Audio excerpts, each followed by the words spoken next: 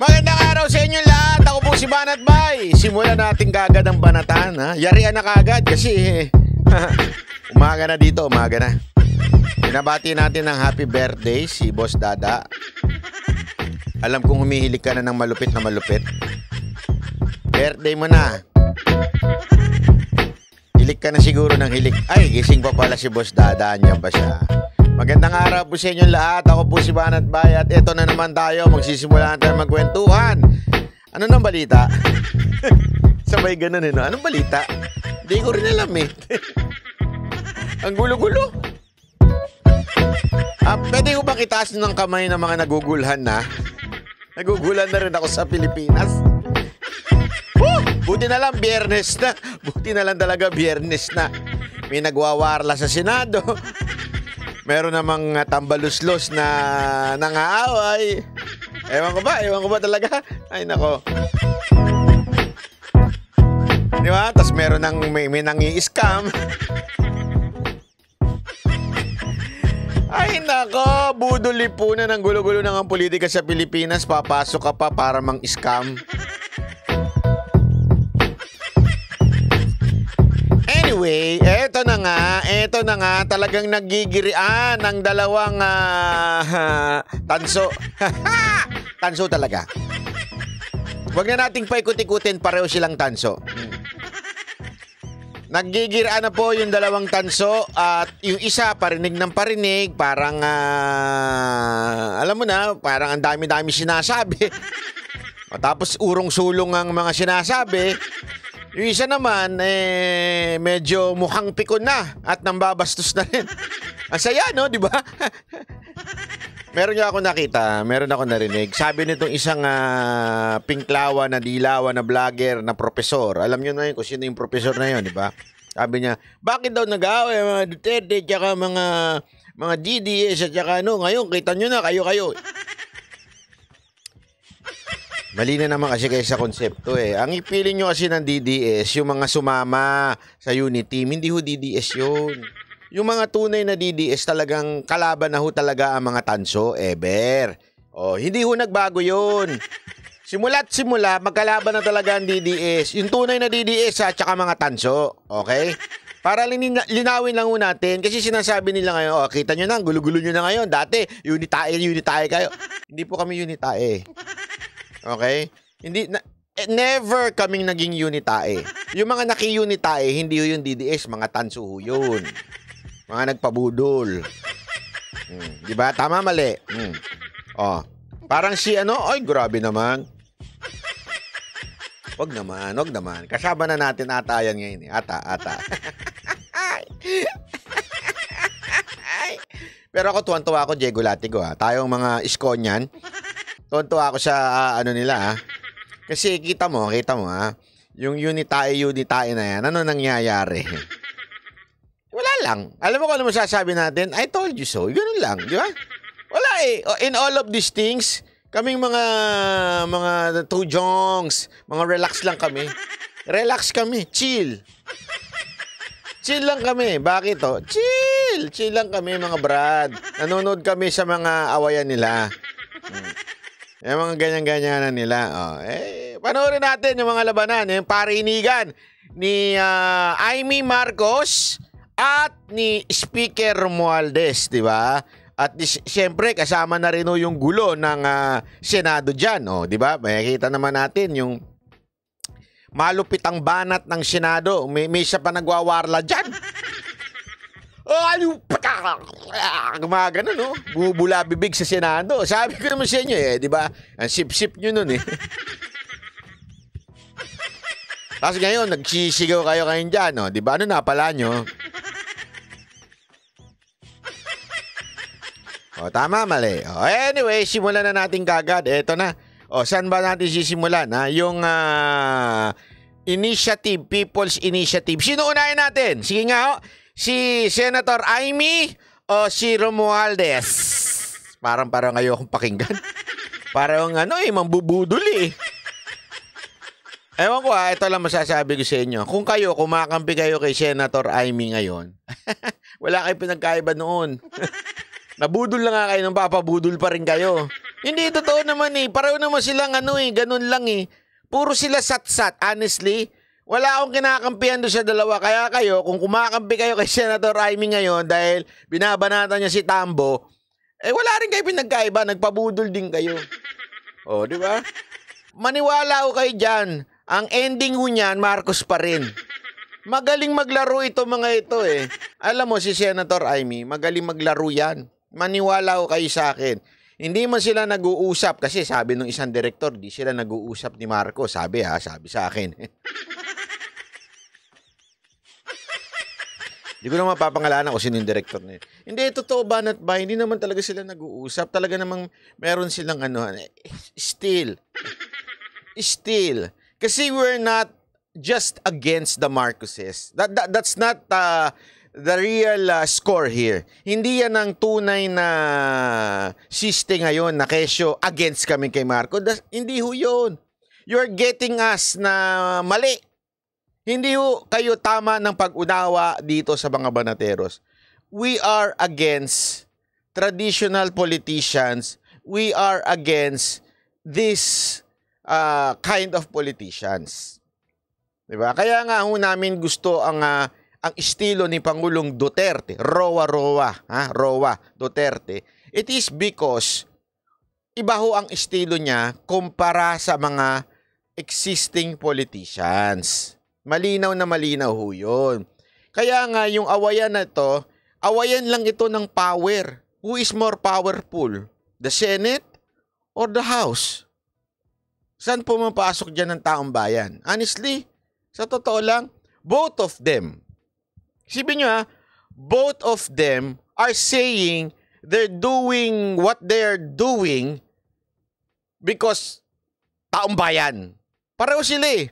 Si Romualdez, sinasabi niya, ito ang puso ng taong bayan, ang baguhin ng konstitusyon. O, ganun din naman. Ito naman Senado, kami ang binoto ng nakararaming taong bayan. Pareho silang taong bayan eh. Sino kaya yung taong bayan pinag-uusapan ni natin dito? Bakit yung dalawang taong bayan, double personality ng taong bayan? Magkaiba? Pareho silang taong bayan eh. Pero sa totoo lang, kiskisan ito ng kapangyarihan. Who's more powerful? Sino? Kasi ang nilalaban, eto may nabasa pa nga ako isang kongrista, pinagtanggol si Tambaluslo, sabi niya. Kasi kaya ayaw ng Senado yan, dahil ang Senado o mga senador tumatagal ng 2 term na may total ng 12 years. Kasi 6 years. Okay? Ang term ng isang senador, 6 na taon. Tapos pwede siyang kumandidato uli. So pag nanalo uli siya, another 6 years. So decades. More than, di ba? 12 years. Yun daw ang dahilan kung bakit galit na mga senador dito sa pagbabago ng konstitusyon. Kasi alam nilang mababawasan ang kanilang termino. But, ngunit tatapot subalit, may punto siya doon. Tama siya doon. Pero sa totoo lang, gusto nyo lang naman din dagdagan nyo sa inyo. Gusto nyo lang din naman tumagal ng pareho ng mga senador. You want the same shit. So kung binabas nyo yung ganong klaseng politika na tatagal ng 2 beses ng 6 na taon, ganon din naman ang gusto nyo mangyari. So, kaya nga ito'y kiskisan lamang ng kapangyarihan. Kiskisan lamang ito ng sino bang lugi naman kasi kami. Ano sagot na siya? Kami binoto ng taong bayan. Lugi naman kami sa inyo. Lugi naman kami sa inyo. Ano to, awayan na lugi? Tama, mali. Pareho lang ho kayo. Sabi nga nito ni Jasmine, parehas lang silang ganid. Correct. That's the truth. I'm not saying every senator, That's not what I mean. Na every senator, ganun ang Hindi. Definitely yung mga talagang advocate ng constitutional reform, talaga namang meron silang lehitimong dahilan. Dahil nga yung foreign policy or yung parliamentary system of government. Yan sila matagal na silang ganyan. Konti lang sila dyan na ganyan. Yung iba, ayaw, kasi nga po, masasapawan sila ng house. Pero eventually, pumayag na rin. Kaya nga tama. Tama yung sinasabi ni Pimentel. Di ba? Dati ayaw natin to. Bakit biglang pumayag na kayo? Yung House leadership na si Zubiri. Bakit biglang pumayag kayo? Akala ko ba noong una ayaw nyo tapos biglang pumayag din kayo? Porket nagkakagulo na, medyo bigla na kayong pumayag. Yun ang pinag-uusapan ngayon dito. Tama, mali. Kaya nga, sa totoo lang, ito ay kiskisan lang amang to ng kapangyarihan. Pakinggan muna natin si Marcos. Pasok. Kausap po natin si Senator Amy Marcos. Kasalukuyan po natin pinapag-usapan itong People's Initiative o PI na ayaw nga magitin mismo ni Senator Amy Marcos. Senator, nakakaya, di ba? Kapangalan pa lang. Iba tunog. Senator si Chiqui Vergel po ito. So in many interviews, no, including tonight, ay ilang beses kayo nagsabi hindi mo maintindihan ano nangyayari, kung ano na yung nangyayari. Meron po ba kayong balak o nakausap nyo na po ba si House Speaker Martin Romualdez bilang cousins naman po kayo? Ako, hindi naman hinahamon. Hindi ko naman siya hinahamon. Nakakatawa nga eh. Hindi, pinapayuhan lang natin, pinagsasabihan. Ako ito, no? Pinagsasabihan ko lang sila. Baka gusto nila pumunta para maiklaro yung nangyayari. At tawa nga akong ng tawa dahil wala naman akong inaaway. Kundi sinasabi ko, Martes pa, no? Ipalabas natin lahat. Yun. At yung mga maanghang nilang salita, hindi ko alam kung saan galing. Natatawa nga kami sa Senado kung bakit ganyan. Pero sana matigil na itong kabulastugan na ito dahil parang loto din yan eh.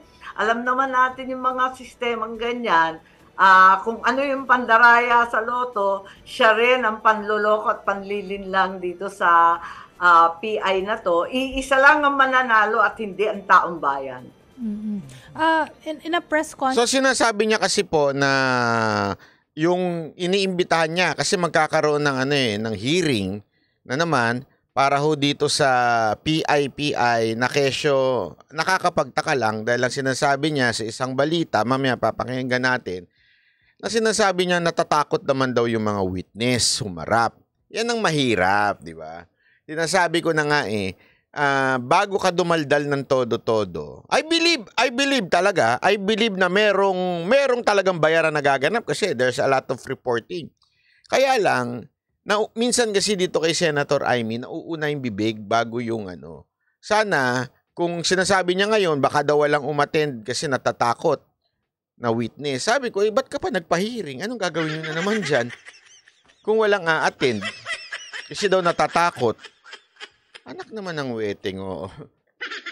Ano nangyari? So, moro-moro na naman yung Senate hearing na yan. Sana, kung hindi naman pala mo kayang gawin, tahimik na lang. Kasi balita ko, talagang naghahanap ka ng atensyon dahil sa 2025, tatakbo ka eh. May balita pa nga ako, tatakbo daw ito ng... Sabi lang nila, pero ako I disagree. I think hindi niya gagawin yon. Siguro Senate pa rin. Kasi sabi niya, tatakbo daw ng mayor ng Maynila to. Kaya daldal ng daldal to. Diba? Friends po last Friday, no, nagsalita kayo, sabi nyo, definitely yung opisina niya, yung nag-alok ng 20 million pesos kada distrito, definitely nanggagaling. Yan, tulad niyan, yung mga ganyan, sana may ebidensya siya. Sa kanila, yung very attenuated timeline na July 9, tapos na ang lahat. So definitely that derived from his office with very clear numbers, identifying the staff members and attorneys involved. May pruweba po kayo nito kasi baka sabihin naman yung grabe naman, puro hearsay, puro paratang lang naman yan. May pruweba ba yan? Tignan natin. Pero ako, may personal knowledge ako kasi panay ang text sa akin. At andun yung... O di ipakita yung text. Anyway, senador ka naman, makakalusot ka naman dyan eh. Hindi, alam mo, again, naniniwala ako na meron ha. Kasi dahil nga sa maraming balita dyan at mismo naman din ako, meron ako mga sources na nagsasabing meron. Kaya lang, ang akin nga dito, shut up na lang kung wala ka naman ding may pipresentang ebidensya doon sa hearing. 'Di ba? Ang hirap kasi niyan, okay, sige, salita ka, magpapahiring ka. It's all for publicity. But, gusto ko yun baka akala ninyo ayoko, baka sabihin ninyo pinagtatanggol si Romualdez. Hindi ko pinagtatanggol. Naniniwala ako sa opinion ko na talaga may bayarang nagaganap na 20 million sa bawat distrito. Okay? Hindi gagalaw yung mga congressman na yan. Hindi magsisipag-sipag yan ng walang pera. Katarantaduhan yun. Sigurado ko, meron yan 20 million bawat congressman na nakitulong o tumulong para matapos siyang PIPI na yan. Naniniwala ako. Okay? But definitely, I cannot prove it. Kaya nga umaasa kami doon sa mga dumadaldal na tulad ni Senator Amy na maglabas siya ng ebidensya. Huwag puro daldal. Kasi kung puro daldal, ay mag-vlogger ka na lang din. Tulad namin. Di ba? Yun lang nga sa akin, kung wala ka may labas na ebidensya, pambihira. Sayang naman yung pagiging senador mo. Kasi, mas maintindihan ko pa kung yung mga vlogger, puro daldal, wala naman silang unang-una, takot siyempre magsalita, magpresenta ng dahil pwede silang malibel. Ikaw, madam, senador ka naman. May immunity ka naman. May ka pa, sabi mo, meron kang first-hand information, meaning sa'yo mismo nagte-text, bakit di mo ilabas? Ano to, puro kwento? Yung mga numero nila, kilala naman natin yung iba. Maraming waray maraming taga-Tacloban, taga doon din kami. Walang sikreto doon, maliit na lugar. Senator, on Sunday, marami tayong events. Meron tayong event sa Davao, meron din tayong rally sa Quirino Grandstand. Makikita po ba namin kayo doon? Saan po kayo? Ayan na naman siya. Parang yung mga laging labanan sa Senate. Yung laging against siya, pero pagdating sa botohan sa Senate, nasa gitna lang siya. Eto na naman siya. Tingnan niyo. Saan niyo po planong mag-attend? Nako, pinagbawalan ako ng doktor miski saan pumunta. Tingnan mo na. Naka-medical leave pa ako. 4 na oras akong kinakalkal sa mata. Sakit-sakit. Kaya dahan-dahan pa lamang ang paglabas ko. Pero yan tayo Kunwari, supporter ka ng BP Sara Duterte, lahat-lahat. Tapos biglang pagdating na doon sa action, wala. Nga. Tama, mali. So, anong ibig sabihin nito? Sabi nga ni Bright, iwas pusoy. Correct. Actually, it speaks so much of what kind of leadership meron ito si Senator Amy pagdating ng panahon kung ito mahalal bilang mas mataas na posisyon. Ang bibig nangunguna, ang daldal nangunguna, pero pagdating sa gawa, laging wala. Kung maaalala ninyo, di ba, doon sa, I think, correct me if I'm wrong, but I think it was the Maharlika bill. Okay? Against siya, tas nung botohan, hindi siya bumoto, gitna lang siya. So parang, or gitna nga ba, o bumoto siya na pro Maharlika bill. Di ba? Yun yung nakakairite. O wala. Di ba? Or, I think, tama, absent. So parang neutral nga lang siya, di ba? So yun yung punto ko Ang hilig sa media, ang hilig magsalita, kasi tinitake niya for advantage yung kapatid siya ng presidente. So daldal siya ng daldal. Daldal talaga ng daldal. Tulad dito, daldal naman ng daldal. Tapos pag tinanong mo, saan ka ba susuporta? Ano ba? Akala ko ba supporter kanini ng mga Duterte? Hindi ako attend. Bakit? Biglang nagkaroon na siya ng dahilan na hindi na siya a-attend. Pero meron siyang time para dumaldal ng dumaldal. Ganun pa man, tingnan natin.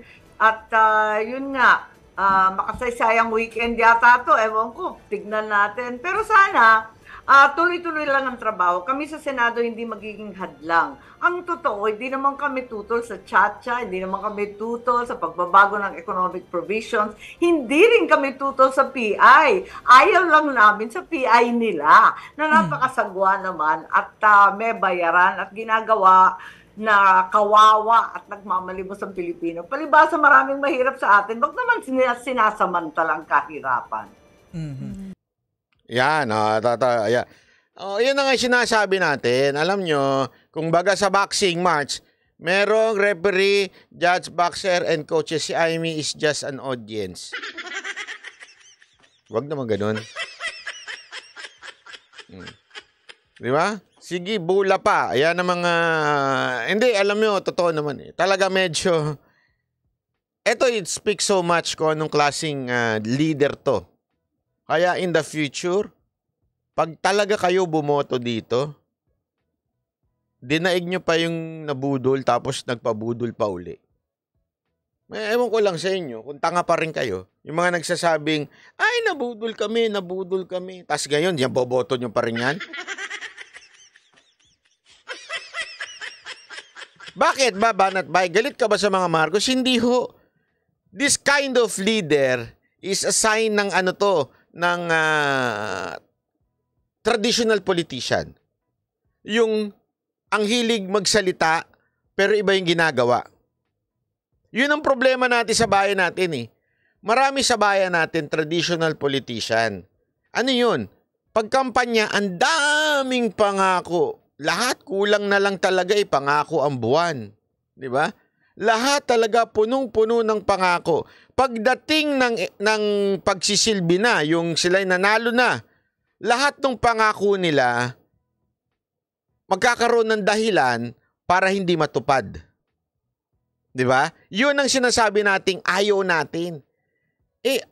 Ewan ko ha, kung ako lang ba, pero sa tingin ko, marami naman sa inyo, base sa mga komento ninyo, marami sa inyo po ang nagsasabing hindi sila papadala, hindi na sila papabudol, wag maniwala dito. Yan ang totoo eh. Pag ikaw naniwala pa dyan, ewan ko na lang sa iyo. May sintu-sintu ka na rin talaga. O sasabihin nila, magkaiba naman sila yung kapatid niya. Hindi yun ang punto dito, mga brad, mga sis. Ang punto dito, anong klase si Senator Amy? Again, paulit-ulit natin sinasabi, ilang beses na siguro, mga 100 times, sabi nga ni Marcos. Hindi tayo humuhusga ng isang politiko ayon sa kanyang magulang, ayon sa kanyang kapatid, o ayon sa kanyang pinsan. Humuhusga tayo ng politiko dito ayon sa kanyang ginagawa, sinasabi, di ba? At lalong-lalo na sa record. Ganun tayo eh. Hindi tayo yung tipong, kasi ayaw lang natin to because Marcos to. Hindi yun. Kilatisin natin kung ano ba talaga itong tao na ito. Ano yung kanyang karakter. Di ba ho? Ito. Pakinggan naman natin si, ito, pakita ko sa inyo yung testigo. Ayan. Nangangamba ang isang mambabatas na baka takutin ang mga testigo kaugnay ng umano'y bayaran para sa People's Initiative. Aminado si Senator Amy Marcos na maraming natatakot na magsalita kaugnay ng alegasyon ng mga kongresista na nasa likod ng suhulan kapalit ng pirma.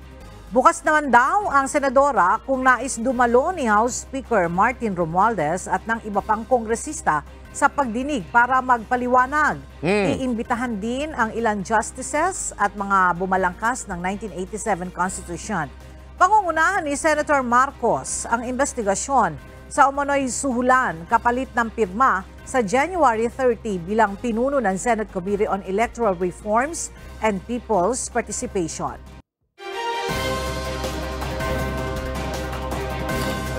Ay nako. Anyway, ayan na nga ho, biglang mina-mind condition niya na ho ang mga tao na nagkakaroon ng suhulan. So, sa madaling salita, wala naman siya may presenta. Ano lang yun? It's just noise. Another noise. Galing kay puting ahas, kay pulang panty. It's another noise. Same lang na mga vlogger. Huwag ganun, Senator Amy. Hindi ka vlogger, senador ka. Iangat mo naman yung sarili mo. Kaya ka tuloy nasasabihan ng chismosa, it's because nauuna ka magsalita bago magpresenta ng mga ebidensya. Yun ang problema. Again, I am saying paulit-ulit ko sinasabi, naniniwala ako na meron talagang bayarang nagaganap sa PI. Pero umaasa kami sana doon sa impormasyon mo. Kasi ikaw naman na nagpasimuno niyan 20 million. Naniniwala kami sa'yo, pero magpresenta ka naman. Di ba? Hindi lang yung basta-basta para talagang masuplak natin itong si Romualdez. Kasi ang mangyayari, isipin nyo to ha, ang ingay-ingay niya. Wala siyang mapresentang witness. Lalabas patuloy, bayani ito si Romualdez dahil, ay wala naman pala kayo eh. Basahin niyo po yung yung mga komento sa Twitter. Ang dating sa kanila si Amy Marites. Ang dating sa kanila na si Romualdez, siya yung statesman na siya talaga yung gentleman, leader talaga kasi hindi umiimik, hindi mahilig siya chismis. Hindi ko nga alam kung... Kasi minsan, okay remember this, sometimes lang naman. This is meron tong business 101. Minsan you would create your enemies para yung iba mawawalan ng pwesto. Pero yung enemies na i-create mo, tatalunin mo para maangat ka. Isipin nyo na maigi to ha. Minsan ganun. Di ba? Para lang masabi mong maangat ka. Bigyan ko kayo ng halimbawa.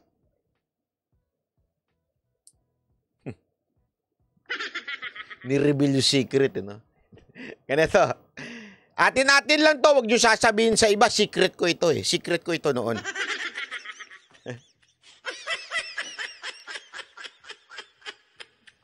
Nung panahon na Mocha Girls na mamayagpag, nawala na ho ang sex bomb noon. Nag-retire na po sila. Tapos ang Mocha Girls, tuloy-tuloy pa rin yan. Although may sex bomb na second, although we treat them kakumpetensya, pero kaibigan ko kasi sila. Okay? So, kaibigan din ni Mocha sila. Yung friendly competition ba, ika nga, nawala na sila. Ibig sabihin, medyo nag-retire na po sila, na kanya-kanya silang karir. Actually, successful talaga sila eh. Kanya-kanya na silang karir. So, nung kami na lang nare-retain, Mocha Girls, ang daming mga maliliit na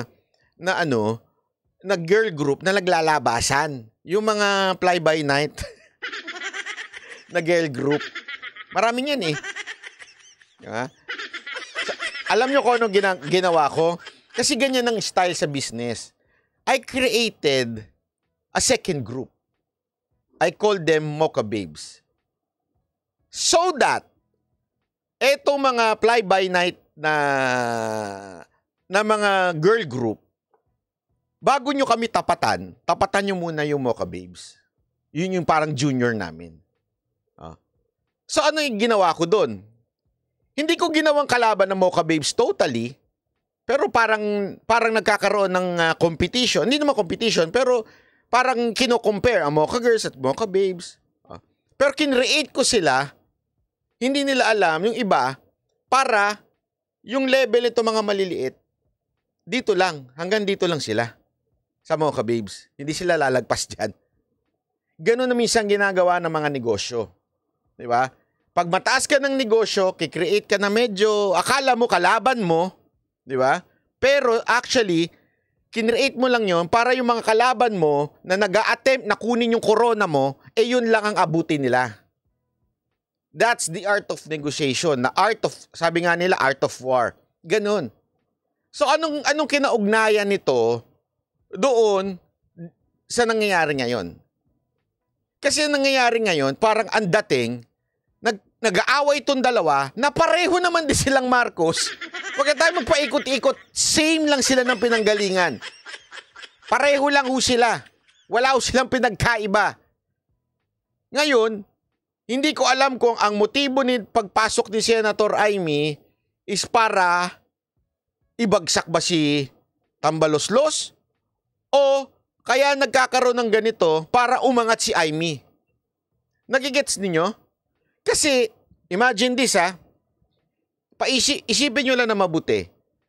Everything nito, their unity team. Halimbawa, hindi ho sila nag-aaway. They're united as one.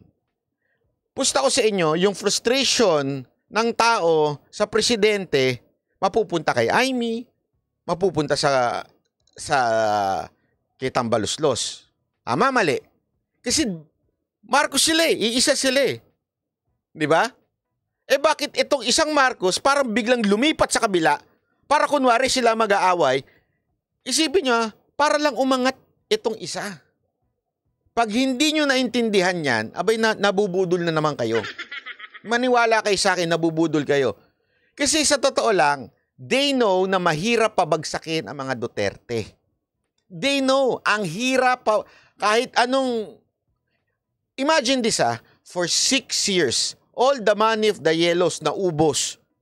From the American supporter, American, inubos ang pera para masiraan si Duterte. Ano nangyari? Lalong umangat. Tama, mali. Di ba?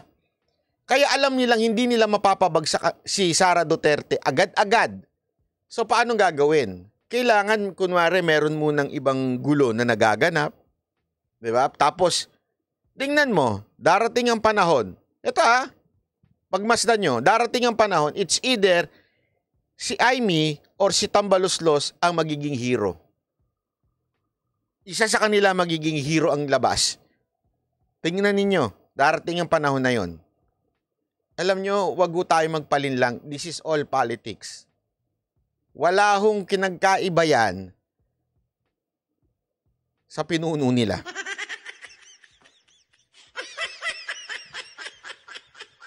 Pustahan tayo. Darating ang panahon, magyayakapan pa ito, kunwari.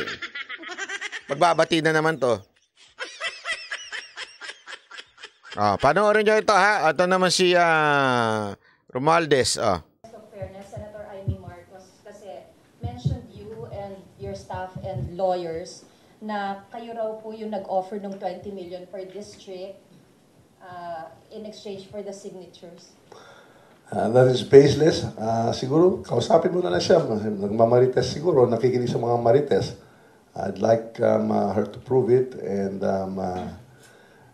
she has the proper means and ways she can go to whatever court or agency, the COMELEC, let her prove it. Kasi maraming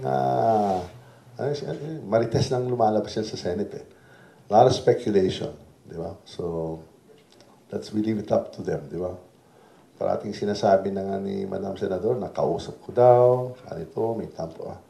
I hardly get to speak to my to the good senator, my cousin. I didn't even get to see her over the holidays. She was apparently out of town, so I've not had the opportunity to speak to her recently. So I don't even know where all of this is all coming from about her interpreting, how I am, kasi nagtatampo ako. Hindi ako nagtatampo ko sa kanya. I respect her as my cousin, as my senator, and we leave it at that. And I'm free anytime. She can give me a call, she can text me anytime to clarify anything, but if she prefers to do it out in the media, that's her prerogative, but there's no truth to that. Yan. So, ayan po ang sinabi ni Romualdez.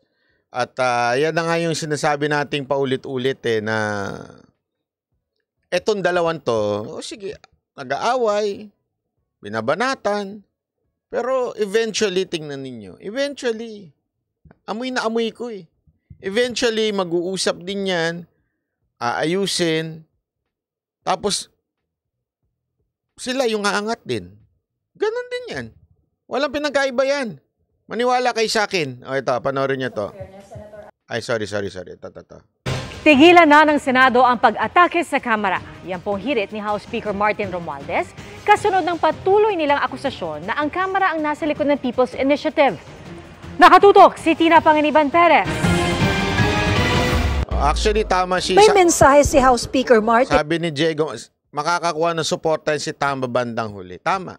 It's either si Tambaluslos ang makakakuha ng suporta or si Senator Amy. Nagkakapaan yan Sino ba ang kakampiyan ng taong bayan? Or magiging hero yung presidente na papagitnado sa dalawa? Style nyo bulok. Romualdez sa Senado. There's just 24 of you. Get your act together. Focus. Okay? Focus on your work. Alright? Kaya lang, ang nangyayari ngayon, nagkakaproblema, nadadamay yung entire Senate. Diba? Katulad ngayon, binanatan, ito, literal, binabanatan na ni Romualdez ang Senate. 24 lang kayo. Tapos, ang gulo-gulo nyo pa. O, kami, ayos kami. Eh, syempre, madami. Laki ng MOOE. Hindi. Etong nagiging out of control na. Sa tingin ko ito yung nagiging out of control na medyo dahil sa bangayang ganyan, sa chismisan, alam mo naman, medyo inis din ng Senate pagka sila nasasagasaan, ma-pride din ng Senate eh. Kaya kita nyo naman ngayon, wala na. Medyo out of hand na yung awayan din. And stop hitting on Congress and maintain parliamentary courtesy.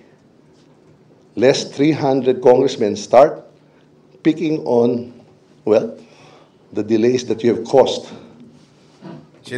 Sila na ngayon na nagde-delay daw. Pambihira, oo.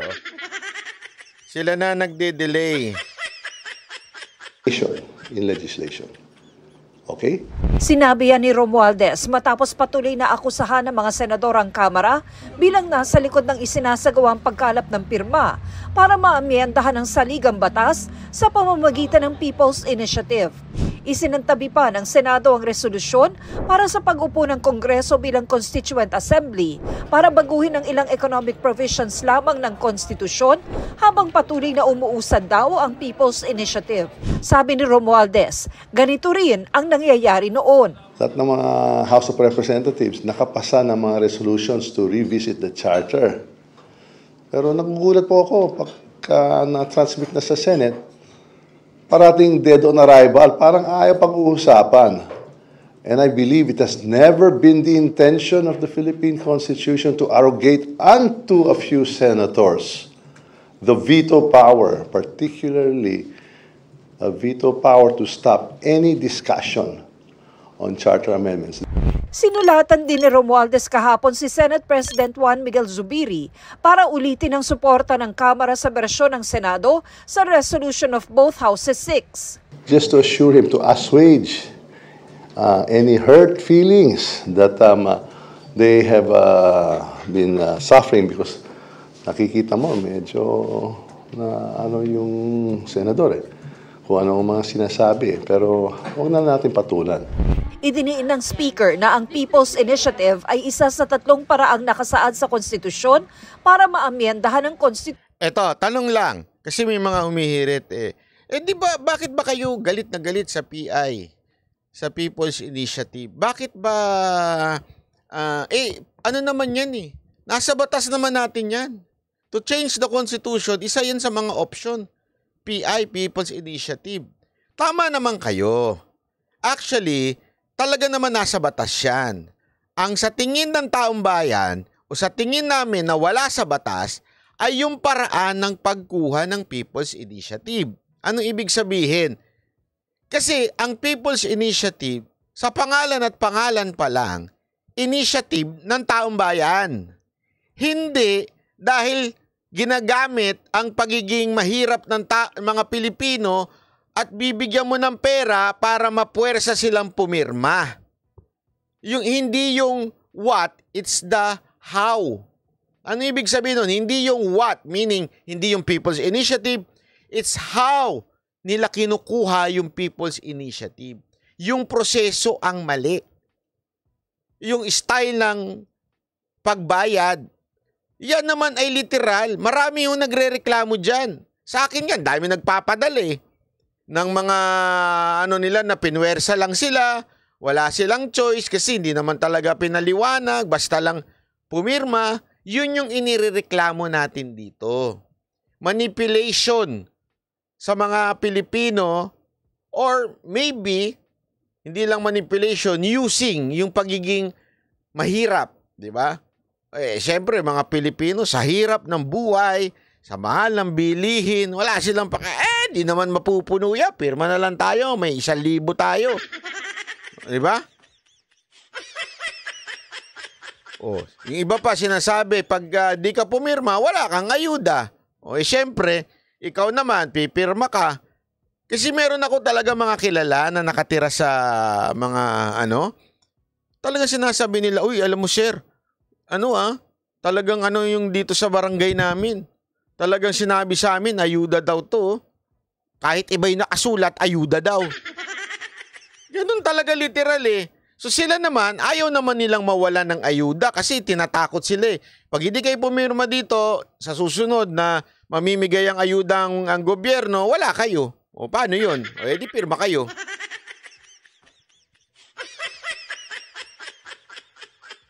Yun yung sinasabi naming mali. Wala raw nakalagay roon na may kapangyarihan ng 24 na senador na kontrahin ang gusto ng taong bayan. Imbes daw na kung ano-anong multo sa tiyatsa ang nakikita ng Senado, ang tutukan na lang daw nila ay ang pagpapasa ng mga batas. Tutukan na lang yung trabaho nila. Parating inaano tayo porque tapos na yung trabaho natin eh. Kadugay. Demonyo, no? Itsura pa lang, Alam mo, may hawig siya kay Joker, ha? Kalaban ni Batman. Tapos na daw ang trabaho nila. Ngi. Sige nga, ano napasa nyo? Buti pa nga ang Senate. Nakakakita kami ng mga Senate hearing eh. Sa inyo, wala.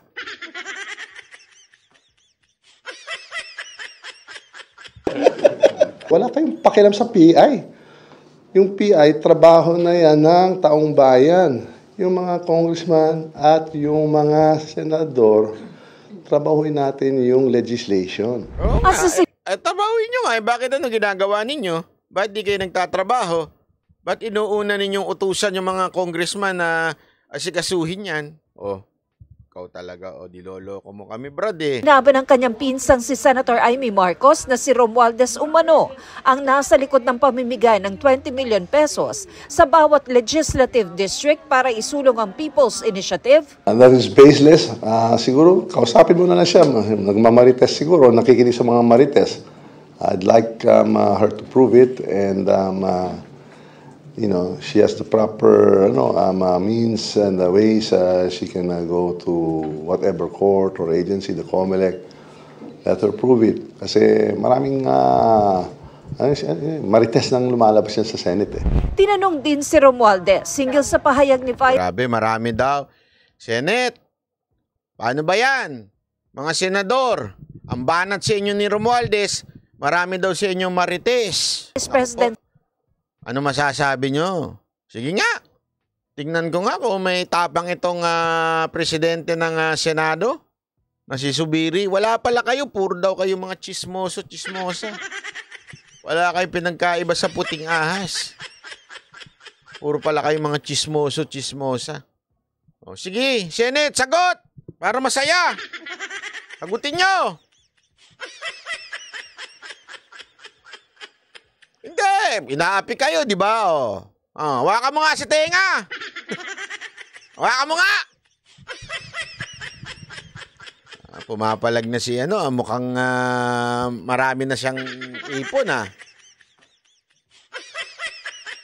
Brian Flamino, boss, pwede po bang sipain si Tambayan ni PBBM? Actually, pwede.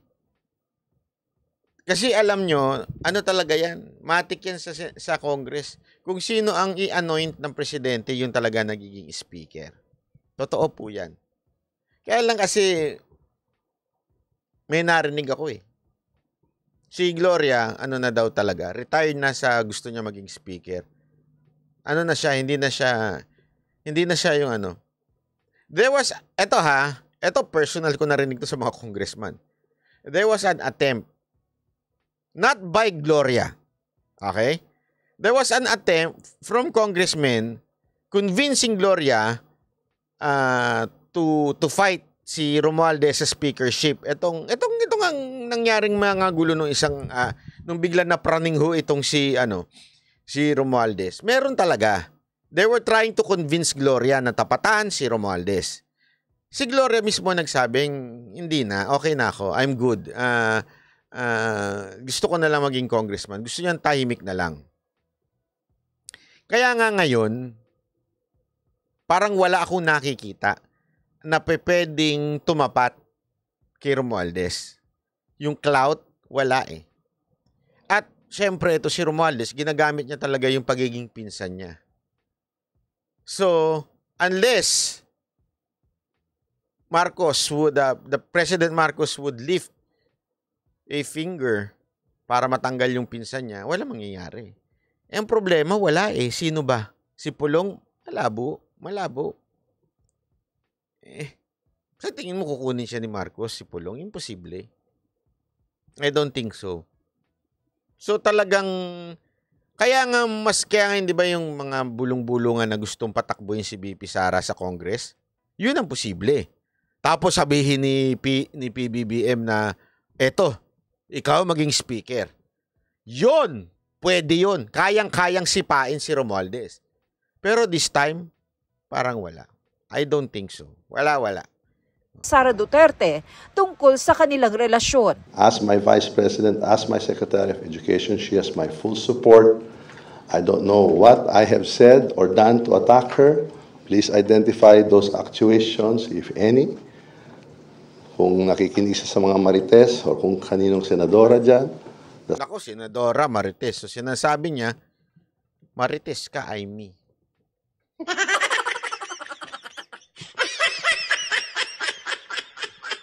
Si Rafi kaya yan. Hindi naman senador. Hindi naman congressman si Rafi.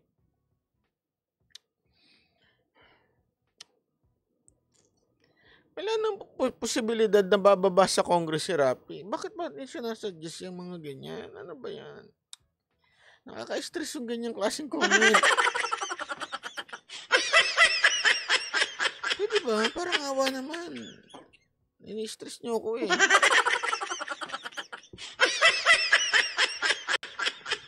It's up to her, but miski paano, may pinagsamahan din dati. Sa totoo lang po, namimiss ko siya kasi dati marati kami magkasama. Sinusubukan pa naming kunin ang panig ng bise tungkol dito. Para sa GMA Integrated News, Tina Panganiban Perez, nakatutok, 24 oras. Ay nako, ayun na nga. So, all-out war na ito. All-out war.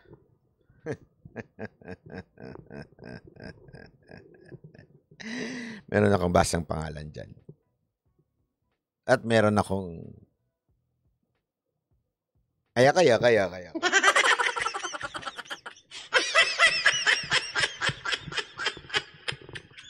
Dali. Iniisip ko kung sasabihin ko. Wag na. Mahirap. Ay, naka. Anyway, eto na nga. Si Erwin Tulfo malabo. Magkaibigan sila eh, di ba? Kaya imposible yan. Imposible. Ay, nako. Anyway, eto. Ay. Kaya abangan natin yung sagot. Abangan natin yung sagot ng Senado. Ang saya yan. Ang saya. Tingnan natin yung tapang ng Senado. Kasi ngayon, lumaban to, di ba? Lumaban si Romualdez, pumapalag na, oh. Go, laban na yan. Oh, tapos tingnan natin ngayon itong mga senador. Yeah? Umiikot na lang sa kanila ang balita. Oh, correct ka dyan. Kaya nga po tayo, from time to time, gumagawa tayo ng ibang balita dito. Hindi gumagawa tayo, nagdi-discuss tayo. Kasi marami pang ibang mga bagay na mahalaga. Tulad po nito, pakinggan natin ito ha, panoorin natin to. Ay nako, medyo malapit sa puso ko ito eh. Pakinggan natin. Nilinaw ng Foreign Affairs Department na hindi itinuturing na suspect ang dalawang Pilipinong inaresto sa Japan. Kaugnay sa nadiskubring mga bangkay ng mag-asawang Hapon. Nakatutok si JP Soriano. Balisa at hindi raw makausap ng matagal si Brian nang bisitahin ng Consul General ng Philippine Embassy sa isang detention cell sa Tokyo. Isa si Brian sa 2 Pilipinong iniimbestigahan kaugnay ng nadiskubring mga bangkay ng mag-asawang Hapon sa Tokyo noong 1 linggo. He is very emotionally distraught kaya hindi pwedeng hindi makatagal yung interview. The only thing he said was he felt a great wound or parang I don't know if it's a physical wound or emotional wound. Iniimbestigahan si Brian at Pilipinang kinilalang si Hazel para sa abandonment of corpse matapos makita sa CCTV footage na lumabas silang dalawa sa bahay kung saan natagpuan ang duguang bangkay ng mag-asawang Norihiro at Kimi Takahashi noong January 16. Wala siyang namin at so far hindi pa tapos yung preliminary investigation. At ang only suspicion sa kanila yung tinatawag na abandonment of corpse. So tingnan natin, by next week tapos na yan at tingnan natin kung isasampa sila ng kaso ng piskalya ng Hapon, no? At kung anong charge. Wala siyang binigay na indication, kahit na patago, na responsible nga siya at tulungan siya. Nilinaw din na hindi itinuturing na sospek ang 2 Pinoy sa kasong pagpatay sa mag-asawang Japanese. Ang ina naman ni Brian, hindi naniniwalang magagawa ng anak ang ibinibintang na krimen ni hindi nga raw ito nasangkot sa anumang gulo sa kanilang lugar. Pinalaki ko pong mabuting tao. Masakit po sa amin bilang magulang. Dahil nasangkot sa ganitong problema ang anak ko. OFW, nakikipag-ugnayan naman daw ang OWA sa pamilya de la Cruz. Para sa GMA. Alam mo, gusto ko lang magkomento dito, no? Kasi talagang sa akin 'to, na may parte talaga sa akin na minsan talaga nakakainis. Nakakainis po. Sana lang minsan kasi yung gobyerno natin medyo naintindihan ko this is not an issue about ipagtanggol natin ng mga kababayan natin. Hindi ganoon dapat. Let us allow the law of Japan, 'di ba, na mag-prevail. Kasi alam nyo, pinanood ko na yung mga bali-balita eh. Una-una nakita sila sa CCTV sa labas. Before and after the crime. Okay? Pangalawa, yung DNA. Nakita dun sa crime scene, yung DNA nitong babae. Kaya nga, sabi ko, hindi ko naman, again, hindi ko sinasabing guilty yung babae pero kinasuhan na yung babae at saka yung lalaki ng abandonment ng corpse, tinatawag nila daw sa Japan. Hindi ko alam kung anong klaseng batas yun pero basta iniwan mo yung namatay, may kaso ka doon. Gayunpaman, kasi nakita pa sila na nagtatapo ng parang damit na may dugo. I mean, kitang-kita mo na eh. Yung lalaki po na DNA, yes. Kaya nga, ang akin lang dito, sana lang po, wag pakialaman muna ng Pilipinas.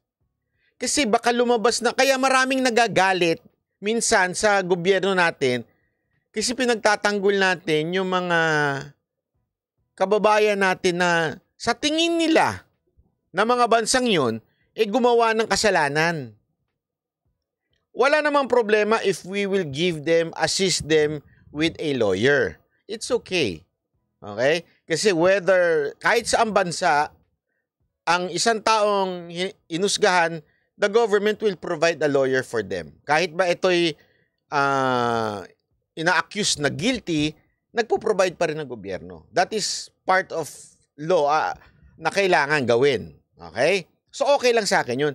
Pero yung ipagtanggol kagad natin, wag naman ganun kasi kasiraan ho nating mga Pilipino yun eh. Alam nyo, kung gagawa ka ng krimen, wag sa Japan. Kaliwat kanan. Kaliwat kanan po ang camera dyan. Huling-huli dyan. At malinaw ang camera dyan. Di katulad sa atin, yung CCTV natin, minsan patay, minsan naman, dinaig pa yung porn ng Japan. Naka-blurred. Diba? Alam mo, based on evidence, ayoko na lang manghusga. As much as possible, ayoko husgan, pero based, ang daming ebidensya. Tapos sasabihin, ang hilig natin na ganito eh.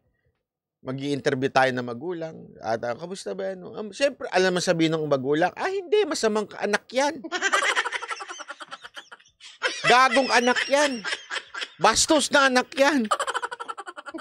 Diba? Siyempre sasabihin, mabait siyang anak ko. Hindi yan umiinom eh. Hindi nga yan nagpabarkada. Walang barkada.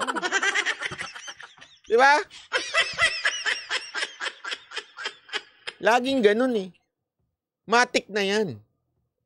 Kaya lang, ang dating kasi, para natin kinakampihan kagad. Hayaan natin yung batas. Anyway, pagdating naman sa batas, hindi, unlike, sige sabihin na natin, Middle East country medyo talagang wala kang kalaban-laban doon. Doon nga, hindi ka bibigyan ng abogado eh. Ang tagal bago ka bigyan ng abogado at yung abogado mo pa, minsan hindi pa marunong. Talagang hindi sila mag-a-adjust sa'yo. Bahala ka sa buhay mo. Ganun doon. Pero sa Japan, hindi naman ganun eh. Hindi naman dictatorship ang Japan eh. Ang problema, grabe kaliwat kanan po yan. Oh. Tapos, ayoko na lang magsalita eh, pero yung istorya, typical eh. Typical istorya ng I hate to judge yung kababayan natin. Pero yung istoryang lumalabas talaga. Kasi ang lumalabas na istorya dyan, may utang, marami daw utang yung babae. Okay? Dahil daw, itong jowa niya sa Pilipinas, ang daming pangangailangan. Diba? So parang siya daw ang breadwinner, yung babae na nasa Japan. Ito, kwento lang po ito ha. Again, di ko sinasabing totoo ito. Ito ang kwento-kwento. Kaya lang kasi ito ang typical kwento na mga minsan nagpupunta sa Japan ng mga kababaihan. Ang bumubuhay sa mga asawa nila sa Pilipinas ay yung mga babaeng nasa ibang bansa. Kaya daw nabaon daw to sa utang, sabi nung iba, nung balita sa Japan. Kaya itong isa, yung lalaki na sinasabing meron daw silang friendship, gumawa ng plano.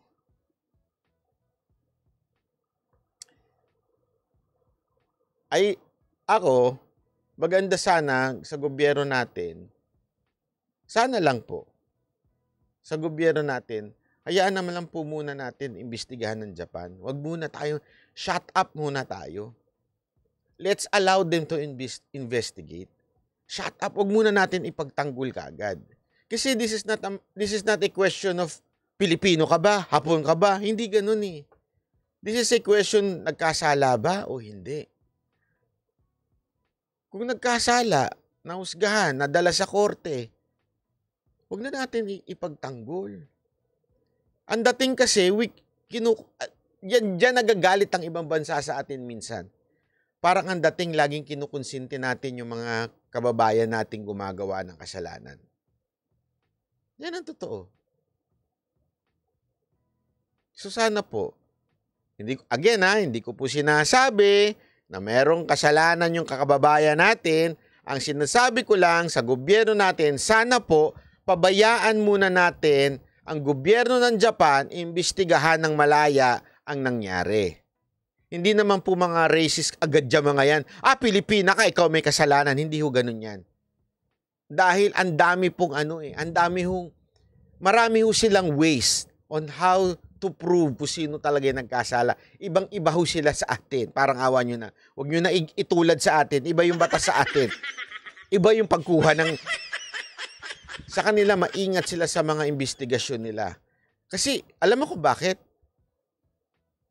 Full force sa kanila yan. At saka, trending sa kanila. Alam nyo kung bakit po? Kasi hindi pangkaraniwan sa kanila yan.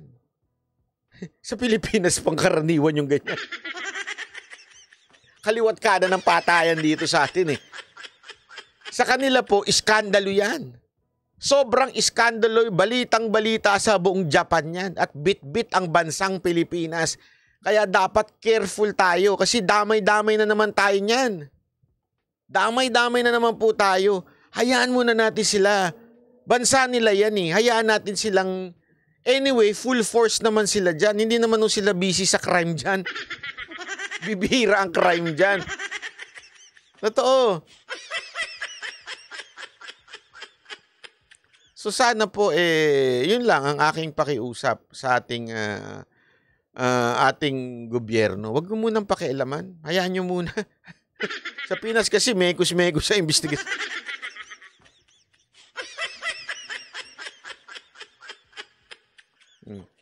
Sabi nga ito ni Jing, pero nakakaya talaga ang may ganyang news dito. Kahit gumawa kami ng tama, meron pa ding reflection yun sa mga Pinay. Correct. Alam mo, ang ganda pa naman ng sa totoo ang ganda ng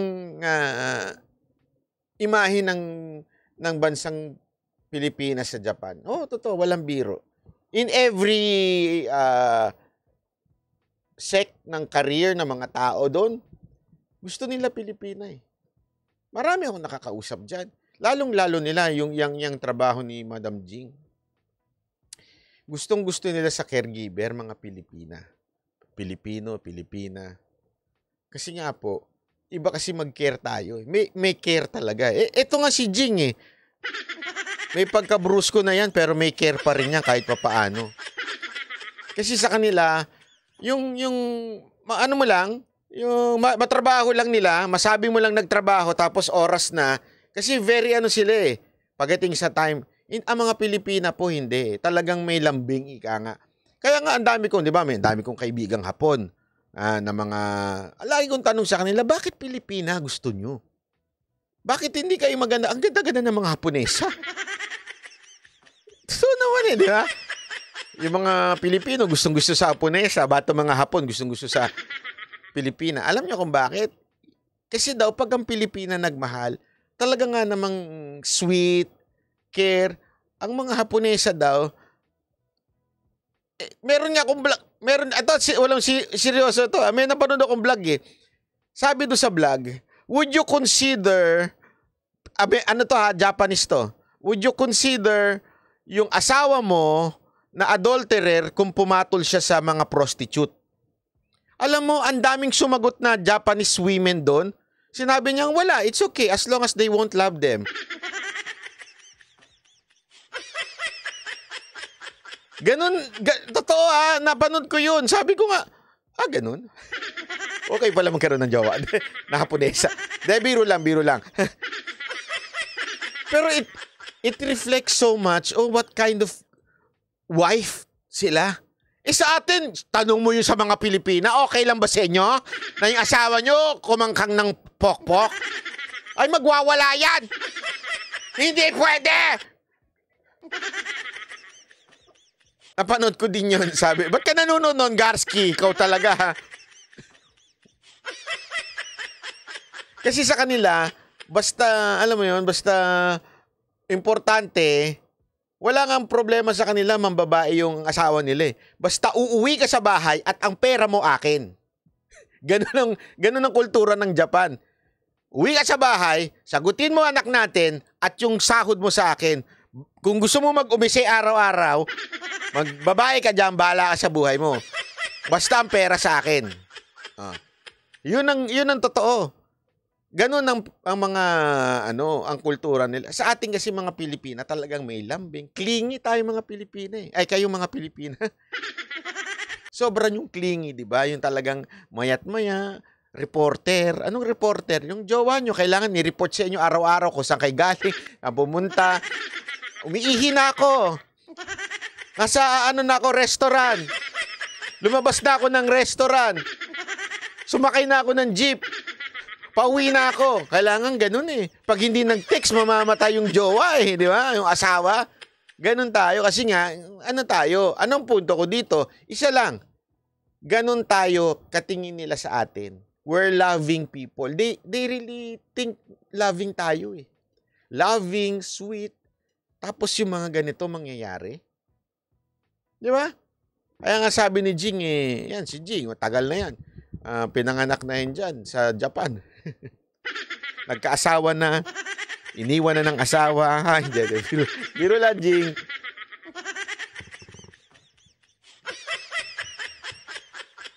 Totoo naman. Kaya nga, eto, malaking dagok sa Pilipinas, to sa mga Pilipino. Sana naman, etong nagmamagaling sa gobyerno natin, shut up ka muna, antay mo muna yung investigasyon, daldal mo na kagad, dalakdak ka ng dakdak eh. Ang hilig talaga ng mga natin ng dakdak, ano? Hindi mo na antayin yung investigasyon. O anyway, eto pa, panoorin naman natin to. Arestado ang 3 tauhan ng LTO na naaktuhang nagpupuslit ng mga plaka ng sasakyan. Gumagawa rin daw ang mga suspect ng peking plaka sa loob ng planta gamit pa mismo ang materyales ng ahensya. At nakatutok si Joseph Moro. Sa planta ng gawaan ng mga plaka ng mga sasakyan sa Land Transportation Office o LTO, tabi-tabi ang mga tauhan ng LTO na nag-iimprenta ng mga plaka. Pero sa kabila nito, nagawa pa rin daw ng ilang tauhan na magpuslit at gumawa ng mga peking plaka gamit ang mga materyales mismo ng LTO. Ilang buwan na raw itong minamanmanan at kahapon, nakita ng security guard ng planta ang bagong tangkang pagpupuslit. Nakita po ng isang empleyado din po natin na nasa loob kasi sinisegregate po nila sa ibang place. Then nakita po yung mastermind nila, yung leader nila, kinukuha po doon sa kung saan pinaglagyan nung gumawa. Mabilis na hinuli ng Special Project Group ng Department of Interior and Local Government ang 3 suspect na sina Jenard Rodney Arida, RJ Añasco at Valeriano Labaino. Nakuha sa kanila ang 5 piraso ng mga plaka, pero may 38 pares ng plaka ang nawawala sa inventaryo ng LTO. At large naman ang isa pang umano'y sangkot sa krimen na empleyado ng LTO na si Alan Joker Abrigo na nag-resign bago pa man nagkaroon ng operasyon. Lumalabas sa investigasyon ng LTO na mismong dito pa sa planta nila ginagawa yung mga made-to-order ng mga peking plaka ng mga sasakyan na ipinupusit sa halagang 5 hanggang 10,000 kada piraso. What numbers they do, may order sa kanya. They won't scan it anymore, no, yung plate, no, so hindi ma-activate yung QR code natin. Hindi na nagkaroon ng pagkakataon ng media na kausapin ang mga suspect matapos silang iharap kanina. Iniimbestigahan ng LTO kung may iba pa mga sangkot at gaano katagal na ito nangyayari sa ahensya. Naharap sa kasong qualified theft at robbery ang 4. Pero sabit din sa paglabag sa anti-fencing law ang mga mapapatunayang bumibili ng mga peking plaka. Posible raw na magamit sa mga illegal na gawain ng mga peking plaka. Kaya makikipag-ugnayan ng DILG sa Highway Patrol Group ng PNP na maging masusi kapag nakakasakote ng mga sasakyan. Anyway, good job sa LTO dahil may nahuli sila. Tayo naman, lagi tayong patas eh. Pag meron tayong magandang ginawa, di ba, madalas natin binabanatan yung LTO. Pero good job naman at nahuli nyo yan at hindi nyo tinotolerate. Siguro maganda, bilisan nyo na lang yung pag-imprenta ng plaka para naman, syempre, kaya tuloy nagkakaroon ng ganyan. Kasi remember, ang corruption, nagsisimula yan every time nagkakaroon ng problema. Ano ibig sabihin nun? Pag mabagal ang lisensya, of course, magkakaroon ng opportunity ang mga mandarambong na pabilisin ang lisensya mo. Pag mahirap gawin. Matagal ang proseso. Diyan nagkakaroon ng korupsyon, di ba? Bakit sa tingin nyo merong magtatangkilik sa mga peking plaka? It's because wala silang plaka. You understand? Kung meron namang plaka, hindi ho sila magtatangkilik sa peke. Kung meron namang maipuprovide ng gobyerno. As simple as that. Sa tingin mo, yung mga kumukuha ng lisensya, papatol ba sila sa alam nilang peke? Mahal-mahal pa. Bakit kumukuha sila? Kasi nga, alam nilang maabirya, matagal at mahirap ang kumuha. Ngayon nga, hindi na nga card, papel pa. Sa plaka naman, grabe, it really, siguro maabot ng months, more than months. Bago ka makakuha ng plaka, yung iba year. Lalong-lalo na sa motor, mas mahirap. Diba? Yun ang dahilan kung bakit nagkakaroon ng mga ganyan. Walang mag-i-interest magnakaw kung mabilis kayong kumilos, LTO. Good job dahil nahuli nyo, pero sana bilis-bilisan nyo pa magtrabaho. Anuhin nyo pa. Kasi, ang bira. Ano ba naman yung... Hindi ko maintindihan nga eh. Ang tagal ng problema niyan. Hanggang ngayon, ganun pa rin. National ID, yuhu. Ay! Wala pa pala akong national ID. Meron na pala ako sa sa app. Garski, pinaalala mo pa eh. Solusyon talaga dyan, boss, damihan ng tren kesa kotse para iwas traffic. Wala. Wala. Ewan ko. Wala mangyayari. Hanggang ang kamera natin, ang kanilang pinagkakabisihan ay kung paano mamahagi ng milyong-milyong pera sa mga kongresista. Wala talaga mangyayari dyan. Diba? Alam mo, feeling ko kaya din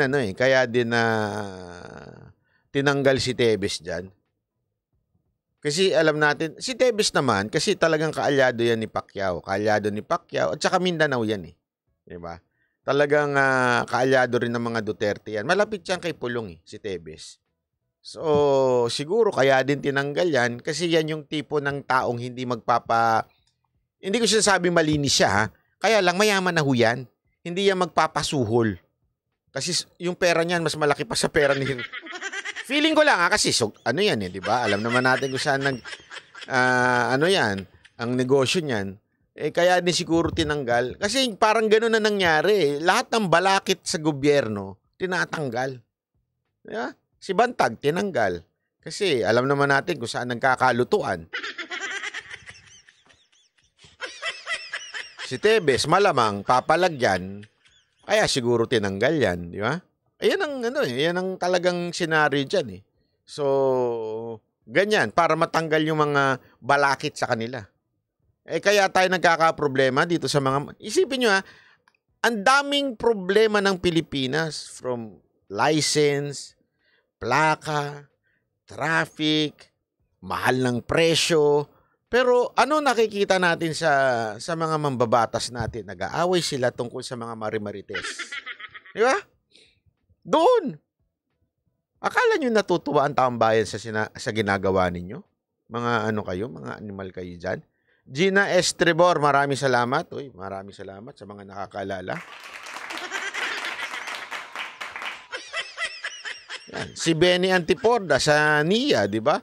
Dahil actually, yan talaga nangyari nun. Yung pagka alam nilang mag-iingay, alam nilang hindi nila kaalyado, hindi sumuporta sa kanila, delikado nga na pumiyok, tinanggal nila. Si GMA, di ba? Ganon din. Kaya nga, naku, kawawa naman. Anyway, ito pa. Buti na lang, magaling talaga, matitikas talaga mga abogado dito sa abogado. Mga pulis ng BGC. Nagsuntukan ng 4 na Korean national sa Taguig City kanina. Lasing daw ang 4, kaya nag-away. Nasa frontline ng balitang yan si Gary De Leon.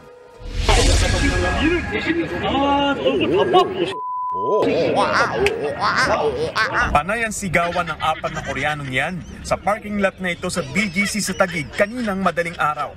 Nag-aambahan ng suntok ang lalaking nakaputing polo at ang Pero gusto ko lang munang sabihin kagad, good job. Good job ang mga pulis dito at mga security guard. Hindi nila pinigilan. Hindi, totoo. Good job yan, Tama yan, kasi pare-parehong lasing yan. Pag pinigilan mo yan, maniwala ka sa akin, lalo magulo yan. Hayaan nyo hanggang tumumba, saka nyo na pigilan. Di ba? Tama yan. Na t-shirt, pero ilang saglit pa. Ang ambahan, nauwi sa suntukan. Mga hindi pa marunong makipagsuntukan eh.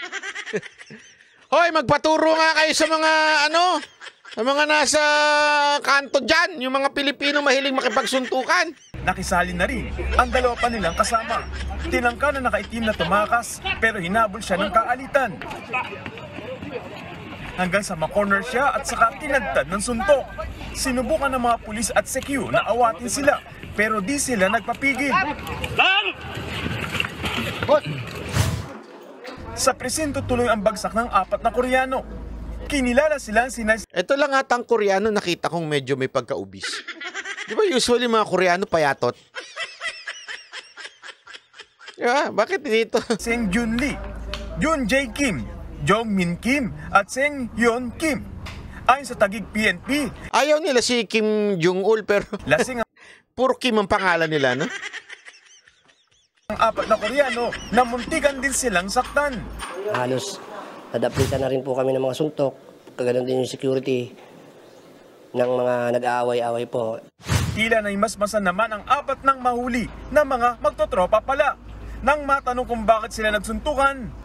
Just my friend and the friendship and then fight scandal. I don't understand. Super smart team. Kim surname yan. I know. Pero bakit puro Kim? Halos lahat ng mga Koreano, Kim ang pangalan no?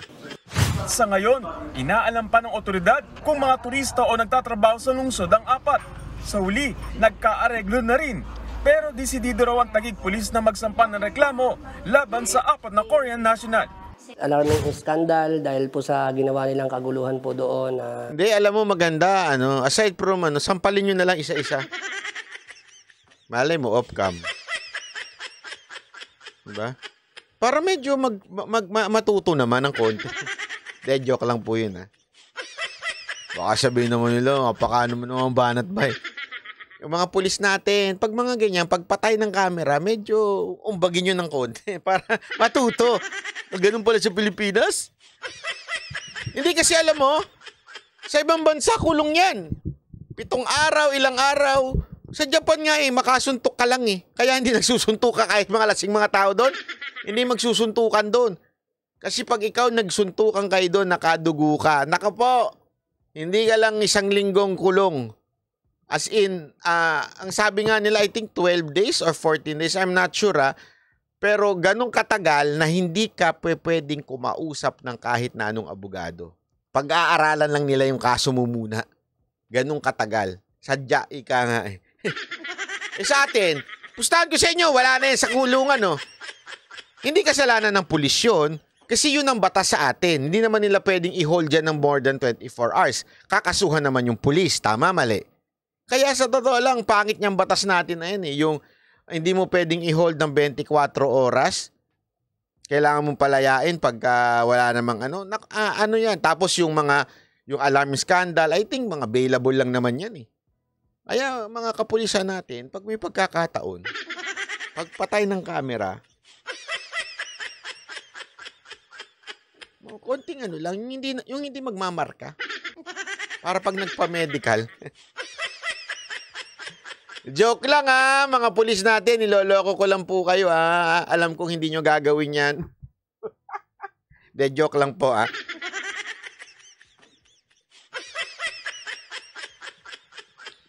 Minsan kailangan ng di ba?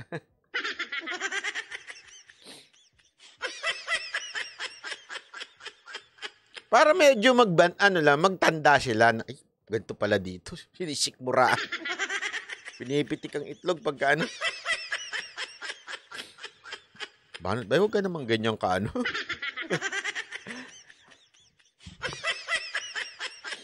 Yan ang ginagawa ni Bel Tulfo pag walang camera ng...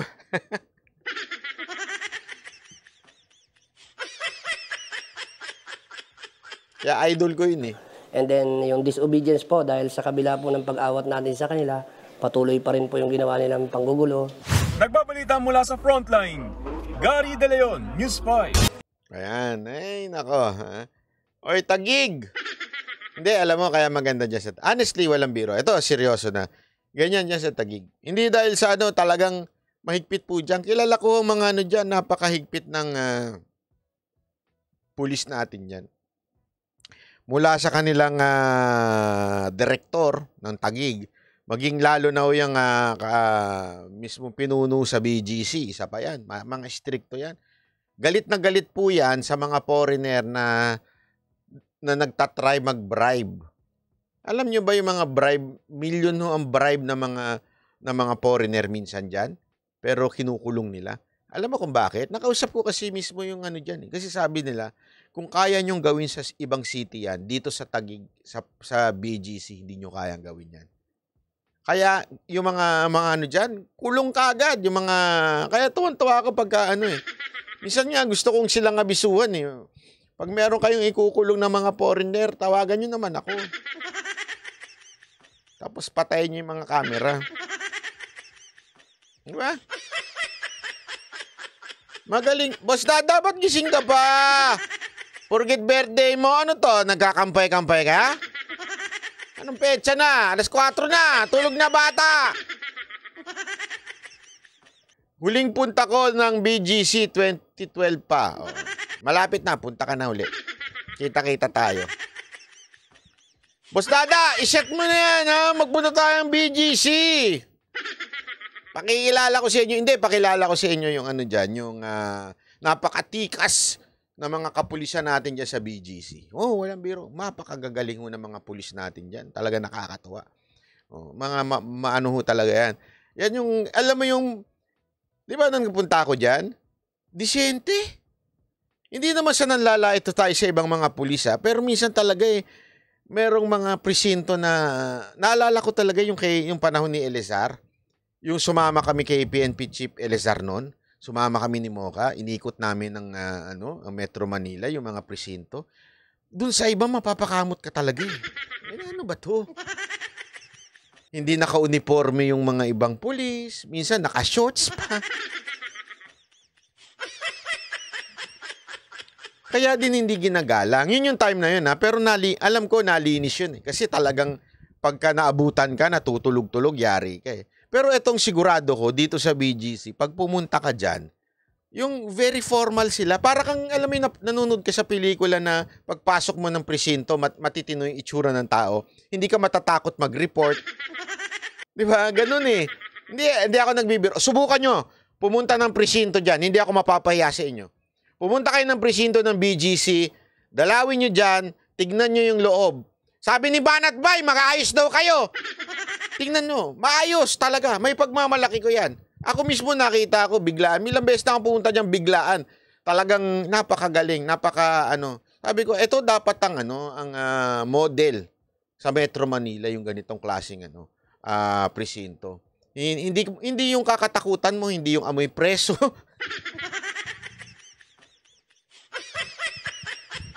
Minsan, amoy preso yung huwag ganun. Yung pagpasok mo, una mo makikita, instead na pulis, yung mga preso. Yung mga ganun eh. Di ba? Kaya gigil na gigil si Binay dyan. Ay, correct. Pero, ewan ko Diyan talaga, pag nakita nyo, ang ganda, panalo. Walang biro, ha? Di ako nakapunta doon mula nung tinayo yung BGC. You're missing a lot. BGC is like Shibuya. Na hindi amoy sibuyas. Maganda ho, promise. Makikita ninyo. Anyway, maraming salamat po. It's the weekend. Always remember that life is a matter of relaxing. Huwag din naman po kayo mag-overwork kasi what's the purpose of your working? Di ba? Marami sa inyo nagtatrabaho kayo kasi para, alam mo yun, para makapag-ipon. Bakit gusto mag-ipon? Para pag kayo nagkasakit, kayo ay may panggasto sa ospital, di ba? Ganyan naman tayo eh. Kaya lang minsan, o madalas, yung trabaho natin ang nagkakakos sa atin na magkasakit. Huwag natin nahayaan yun. Na yung ating trabaho ay magkukos sa atin ng sakit. Dapat ang trabaho, ini-enjoy yan. Pag hindi mo na ini-enjoy ang trabaho mo, may problema na sa'yo. Robot ka na. Huwag kayong maging robot sa trabaho. Alam mo, kanina nag-usap-usap kami ng Mohogers. Lagi nga yung sinabi ko sa kanila eh. Kasi parang ko dyan, tatay ako ng Mohogers. And ina-explain ko sa kanila. Paulit-ulit to. And I want to also share this to you. Okay?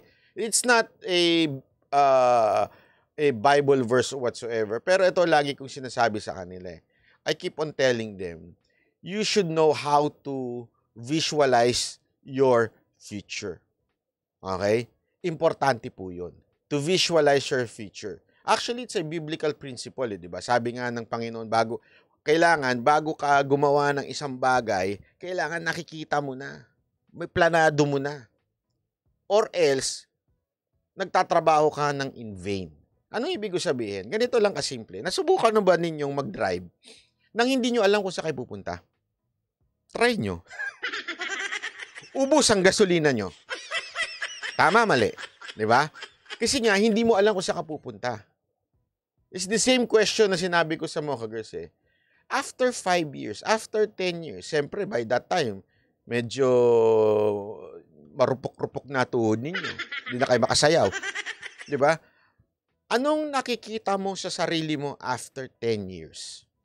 Sino ka after 10 years? Kung hindi mo nakikita yung sarili mo after 10 years, you have a problem living. Maniwala kayo. Bakit to? Kasi hindi mo alam kung ano yung direction mo eh. If you cannot see your target in life, paano mo maitatama, maitutuwid yung daan mo? It is important na you can vision, ma-visualize mo, ano ba ako after 10 years? Sino ba ako after 10 years? Kung hindi mo nakikita yon, may malaking problema sa buhay mo. Ikaw yung tipo ng taong gumigising ng walang purpose. Ikaw yung tao na gumigising ng you just go with the flow. Dapat alam mo. Kaya nga ako, halimbawa ako, iniisip ko, siguro by 60. Actually, yun ang goal ko. Although, pwede man ako tumanda hanggang 65. Hindi.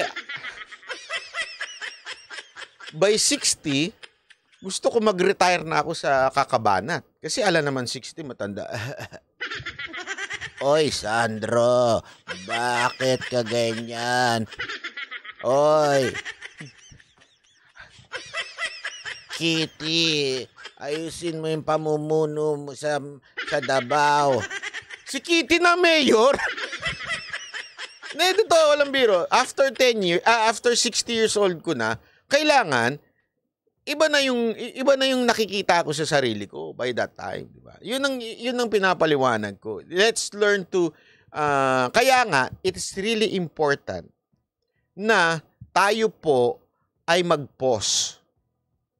Every weekend or once a week, we pause and reflect, are we still on the right path doon sa goal natin sa buhay? Yun po ang gusto ko lang iwan sa inyo. Every weekend, do that. Isipin mo, tama pa ba itong ginagawa ko? Yung direction ko ba bilang sa buhay ko, whether in my career? Diba? Ito ba yun? Ito ba talaga yung gusto ko mangyari? Kaya nga, if you're tired on working, may palagi kang problema. Meaning, you don't like your work because you're getting tired. It's okay to get tired physically but not emotionally, mentally. Kasi nga, kung gusto mo yan, love mo yan, hindi ka mapapagod. Nakakapagod ba ang magmahal sa jowa mo? Kung hindi mo siya gusto at kung hindi mo siya mahal, nakakapagod yun. Pero kung mahal mo, hindi nakakapagod yun. Masarap ang magmahal. Woo! Wala kang alam dyan! Joke lang po. Maraming salamat po. God bless everyone. See you again on Monday or Sunday sa Davao. See you, Davao, ha? Davao. Maki Duterte. Bye-bye.